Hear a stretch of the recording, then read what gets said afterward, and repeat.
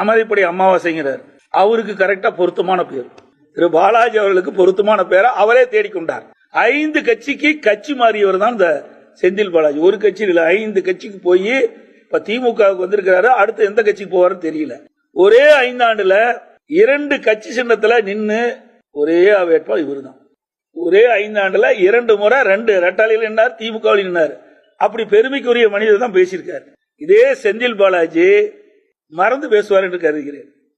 மாண்பு அம்மா இருக்கின்ற பொழுது ஒரு அமைச்சராக இருந்த பொழுது சட்டமன்றத்தில் மறைந்த திமுக தலைவர் திரு கருணாநிதி பற்றியும் அந்த கட்சி பற்றியும் அந்த கட்சியில் இருக்கிற முக்கிய நிர்வாகிகளை பற்றி என்னென்னலாம் சட்டமன்றத்தில் பேசுகிறார் என்று சபை குறிப்பில் இருக்கிறத நீக்கவே முடியாது. அது மறந்து பேசிட்டு இருக்காரு. இன்னொரு மந்திரி திரு சேகர் பாபு அவர்கள் அவரும் பேசிட்டு இருக்காரு. அமாவாசை பத்தி பேசிட்டு இருக்காரு.